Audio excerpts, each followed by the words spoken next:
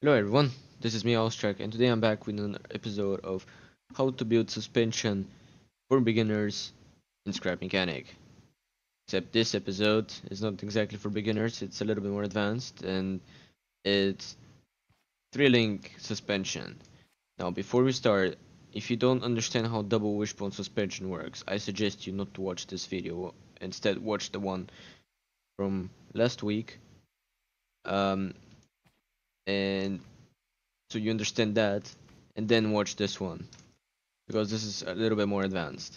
Anyways, so before we start with me explaining the suspension, let me show you what you shouldn't do, because I believe it's a little bit easier.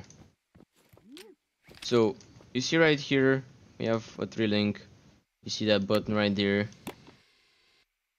that shows you that it doesn't work because a drilling would be pushing the wheels downwards right now. Now the reason for that is why it doesn't work is because you're missing bearings at places like this one. Now if I go downwards, it would go downwards, but it doesn't matter because it's broken, and you shouldn't do anything like this. You don't put bearings right there like that. I've seen people do that. Don't. It's terrible. It's awful. Just don't. Now this is a little bit different. This one actually does work, but except that it's glitching out. The reason for that is you're missing some major bearings right here, which you will see later on. For example, right there you're missing some bearings. Here you have some other bearings that you shouldn't have. And other than that, this whole thing is it's not how it would work in real life. And that is because you see right there, if I go up, bearings will start stretching. You see, it doesn't even allow you that amount of movement. With a proper 3-link, you would get a lot more movement than this. So I've done that myself. This is one of my actual suspensions that I've done in the past, and this one is totally wrong. Anyways, so now I will explain you how actual 3-link suspension works, and later on I will show you how to build it. So what we have here is a proper 3-link suspension. Also, I have only one example this time because I'm lacking the time to build more. But I will show you in the video how to build it anyway. So anyways, this is a proper 3-link suspension, except it's missing the um missing its things on the side, springs, right? Springs. So this looks complicated now. Ignore this bearing, you don't really need to see that one. um this is interesting, but it looks kind of complicated, right? So most of you will be like, oh my god, so many bearings. Don't count those ones in the background, you just ignore this. You already saw it. There's from the last episode. I kind of just hit it, the stuff from the last episode. Anyways, so um most people will be like, oh my god, there's so many bearings, so many bearings, forget it, forget this, I'm not doing that. Now, like, the amount of bearings do scare people, but when you see from the side, you understand. If I remove this wheel and this wheel, oh, let me put this one back, hold on. Right, if I put the wheel on the side, it kinda looks like double wishbone suspension, right? Goes up, goes down, except that it kinda leans. So that is the only difference. It it works just like double wishbone suspension, except it turned the other way around. And what the difference is that the wheels are on the side, and there's also twist involved. So the trailing suspension, of course, would come out from the back of the car, and you'll see right here it has like 2 links on the bottom and 1 on top. The 2 on the bottom have a lot of freedom, the one on the top does not, because it's supposed to hold it in place. The only freedom it has is at the end, where it's supposed to give it the twist action. Other than that, um, pretty simple. Now, the other reason why there's a lot of bearings here is because scrap mechanic does not have bow joints, and if it did, then it would be way easier to build these. But instead, you have to create all the motion that a bow joint would normally give you with bearings, because you know bow joints would have freedom in any direction, but bearings only have freedom in one direction. So that's why you need um, three bearings for each bow joint, so you can you can build them on your own. Because three directions, X, Y, Z, whatever. It's getting too complicated. So as I said, it's very similar to the double wishbone suspension, except that it's spread a little bit and it's given a twist. Now, let me explain why you need all these bearings. Alright, from over here, you have this bearing right there, which is very, very unusual. Like normally people wouldn't put a bearing right there if they want just a suspension to go up and down. But because you're doing a twist action, you see that bearing is moving. That thing right there needs to move whenever your axle on the back twists, since it's a live axle suspension. Right. So same on the other side. Now the other one bearing that people would question would be this one, and the reason for that one is since you can already see, if you move one wheel, these um, these arms or these links have to um, bend a little bit in that direction, because at the same time you're going up and you want it to go sideways, so it holds it right there. That did not make any sense, but just believe me, that bearing right there is very important. And then you have the usual links to go for up and down movement, or usual bearings right there, right there, right there, and right there, and right there, and also right there, and right there. No, that one isn't.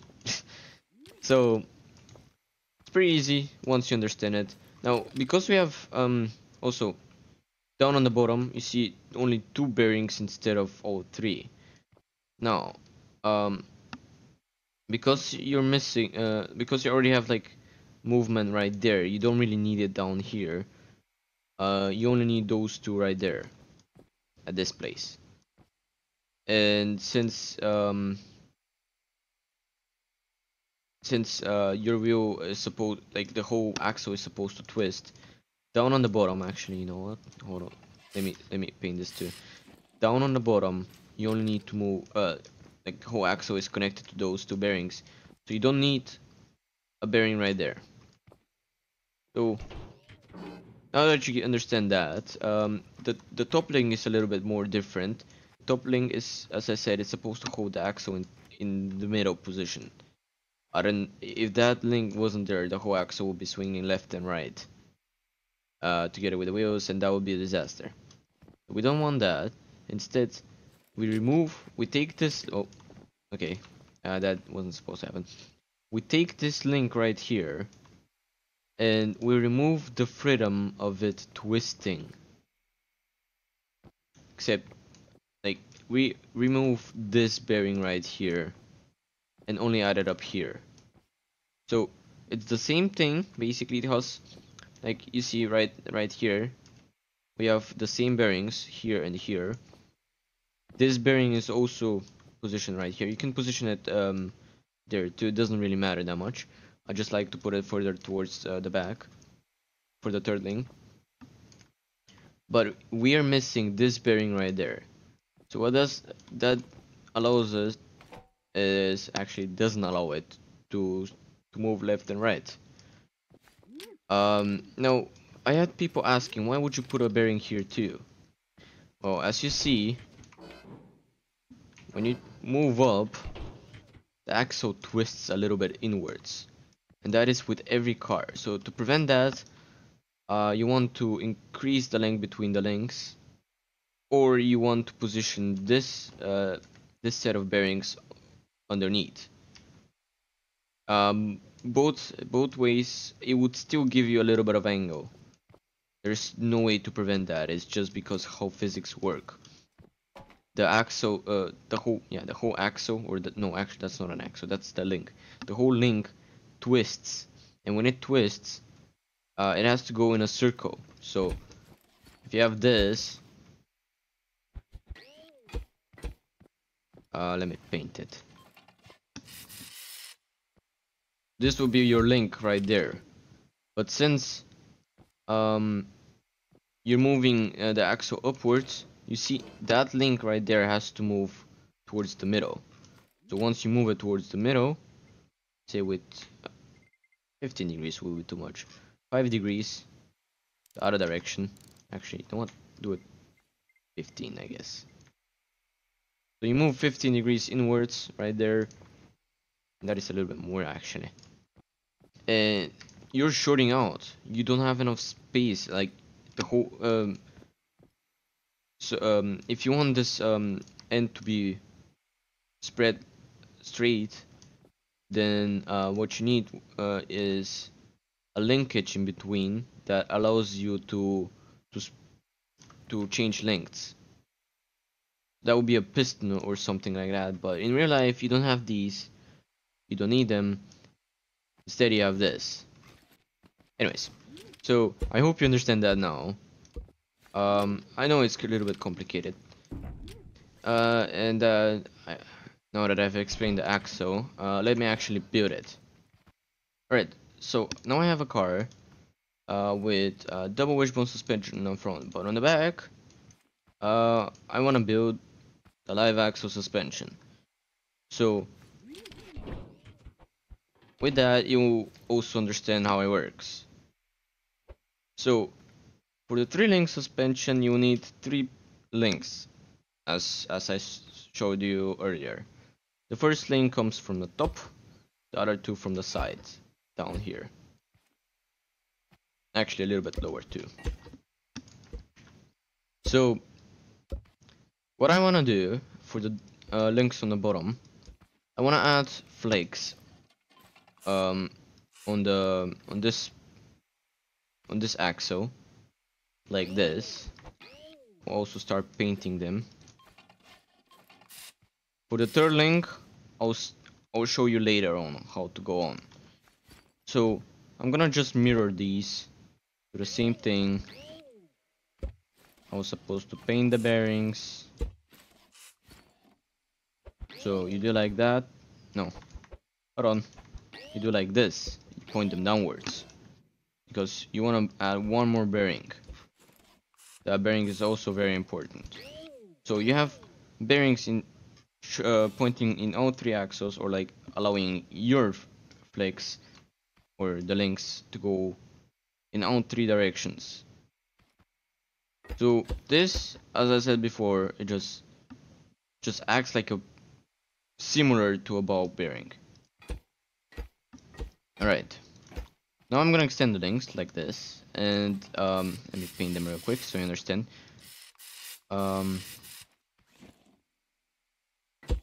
Then what I want is to add those 2 bearings right there to the axle. I'm actually gonna make them a little bit shorter, like that. Okay, so you have the pipes pointing upwards, and you give them this bearing. So also normally you would probably build them a little bit different. Again, as I said before in the last previous video, go experiment. You don't have to do them like this. It all depends on the car you're building. So Now, for me, this will be perfect, but as you can see, I don't have a lot of ground clearance right here. What you could do is do the same. This pipe could be pointing upwards. So, but this is just an example, so that's why I'm building it like this. Now, go like that. We build this, right? We build this. It's a low link. It doesn't matter for this, like right now. You go like this. And like this. And put bearings, put the same bearings over here except of this one. That one you don't need over here. So this right here, my friends, would be your axle. Right here. I'm gonna leave me a T-pipe right there because I'll need it later on. This over here is the axle. The thing, as I said last episode, the red means the thing you attach your wheels to. Right. You do this and this. Actually, you know what? No, I'm gonna put these later on. Now we've come to the axe, alright? This, if I drop it down, you'll see that it has flex and everything. So yeah. Now what you want is flex from the top. Alright, so now that you have those two links, you want the third one, which comes from the top. Now it doesn't matter how far upwards you put it. I'll put it, normally I put it like about like I give it one block in between space between where you started and the third link. So this thing, actually no, this one you don't paint yet. So since I don't attach it to the middle here, you want to attach it further from the back. And this is a major thing because if you attach it to the middle, from the middle, like where these two are, it will twist easier. This whole axle on the back will be twisting from this pivot. You don't want to do that. You want to put it a little bit further apart. So if you have those two bearings, you want to put the next you want to put your third link bearing right about here, somewhere where that tree is. Not actually there, but like I'll show you in a bit. And this is because the links will be just as long, or the third link will be just as long. It will just start a little bit further from there. Alright, so now that I have this, I can start with the third link. Right, start from there. Again, one block in, one block free, and the third block you start with a third link. So I'll start like that. You can also do a double bearing right here. Some people would do that. I used to do it, but I don't anymore because it just causes your work more lag. It makes it a little bit more stronger, but it doesn't help you that much. Anyways, back to the thing. Now you want to extend this about as much. So now if you count, you have one, 2, 3, 4, 5 blocks for the lower links, and you want just as much or less. You can also give it a little bit less for the top linkage. If you do more, it's still gonna work, but it's not gonna work that much nicely. Just take my word, either as much or a little bit less. Alright, so you have this. So 1, 2, 3, 4, and then the fifth one will be. Or is it the fifth one? Yeah, the fifth one will be where you attach your next bearing. Right, so I attach my bearing right there, but before that, I have the decision to put the twisting bearing this bearing either here or here. You can also put it here, which actually I might do now. But you can put it down here too. So it all depends on you. Normally it's better if you put it on the top, because otherwise if you put it on the bottom, your linkages will be, as you saw before, this will goes inwards, and it's gonna go inwards even more. I'll put it on the top and finish like this. Do the bearing on the side like that. Now we have the third wishbone. That would be, if you compare it again to the double wishbone suspension. So you have these two that work in parallel, and you have the third one. So now you move downwards like that. Go like this. Go towards the middle again. These two have to be connected. Again, you don't have to put the... Oh wait, hold on, no, wrong color. You don't have to put the second bearing right there. It's just optional. That bearing right there, and also this one right there. You don't need it. It's optional. But this one here, you really need. So now I have those two. I have the twisting bearing from left and right, for left and right. I have this bearing for the wishbone, and also this one for which allows twist of the axle even more. So those two allow a twist. These two, or yeah, right. These two will allow you for the axle to move up and down. Anyways, so now you have that. And it's basically done, except it's not. You need the suspension. And now the suspension, you can put either on the linkage down here or on the actual axle, and I will show you both ways with the same thing. So let's do this. Now this is when you would like to put your linkage on the axle. What you want to do is I go one lower now. You don't have to do it. You can also start from the same height, but that way you can save a little bit of space. So you go a little bit lower. You put a bearing there, then go up. No, actually you go to the sides. You can go either left like this or right. I'll go right. Then go up like that. Put a suspension. I'll use small suspensions, or sport suspensions, that is. And now just like this linkage right here, you will need. You see, you have two bearings right here, like that, and on the top you need the same amount of bearings like right here. So what I will do is I just put a single pipe there. Go up like that, and then you can decide how you would like to have it. I normally go like in an angle direction, so that bearing would be right here somewhere. But since this piece here is kind of annoying at the moment, I'll go like this and like this.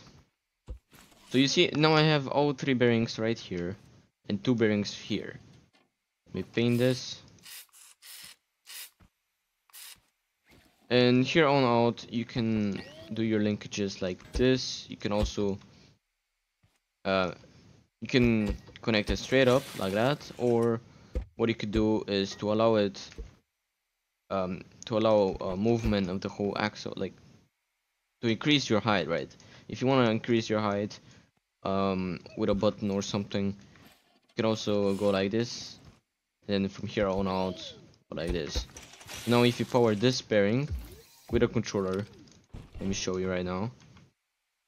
Let's give it like 30 degrees, the opposite direction. your suspension will go downwards. Right. So now that you have that, let me prove that out. This still twists like that. Same. You can do the same on the other side. Now, you can go down from here to the same kind of connection. But what I'm gonna do is I'm actually gonna remove this because I might break the whole thingy. What I'm gonna do is also show you how you can do the suspension on the actual linkage. Okay, so now that you have the two linkages here, you can put your suspension right here, like this, and I put a T-pipe right there, like this. Put a T-pipe. Let me paint the bearing. And I'm gonna put again two bearings on the low part of the suspension. One color again. Two bearings like that, and straight up to the suspension, like this. One block on the top, bearing. Paint the bearing, of course, because I mean I paint the bearings. You don't have to do that, but I like them painted. Then you can go. I'll go this way, like that, and like this. Then you put a bearing there, and now you can see the same thing like right here. Three bearings on top, two on the bottom. Now you can technically do the opposite way. You can put three bearings on the bottom and two on the top, but they all have to be pointing each on the top or on the bottom. They have to be pointing different directions. So now to help you memorize it, when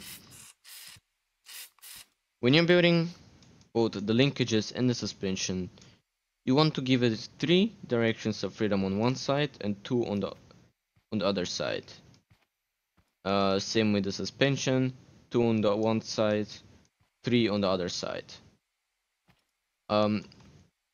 If your suspension doesn't work, try to rebuild the one from this video.